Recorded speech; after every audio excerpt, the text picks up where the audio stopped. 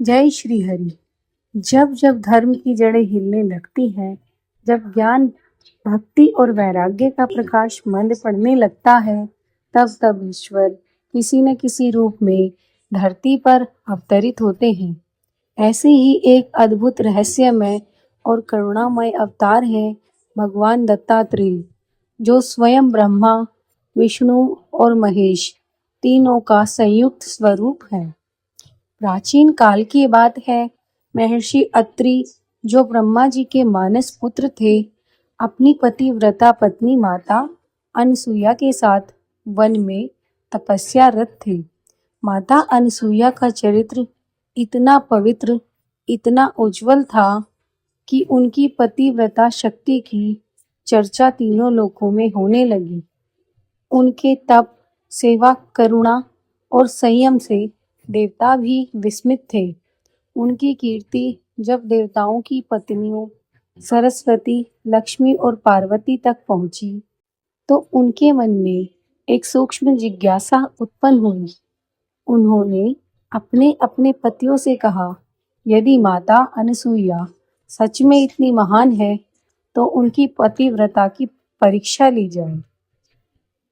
ब्रह्मा, विष्णु और महेश ब्राह्मण का रूप धारण कर अत्रि ऋषि के आश्रम पहुंचे।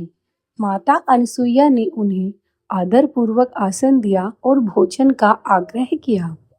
तभी देवताओं ने एक कठिन शर्त रख दी, हे माता, हम भोजन तभी करेंगे जब आप निर्वस्त्र होकर हमें भोजन कराएंगी।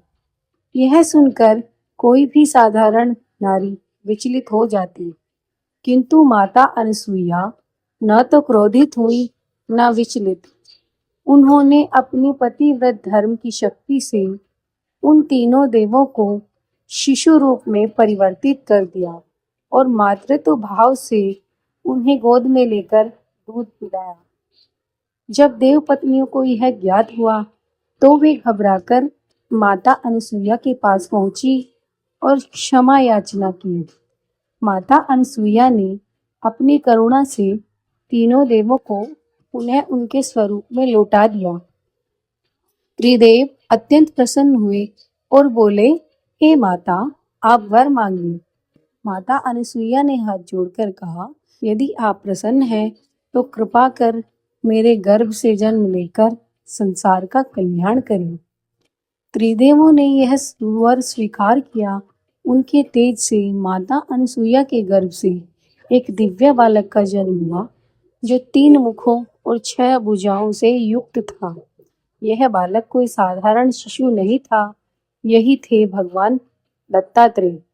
ब्रह्मा का रूप सृष्टि और ज्ञान, विष्णु का रूप पालन और करुणा, महेश का रूप वैराग्य और संहार, तीनों शक्तियां एक देह में समाहित थीं।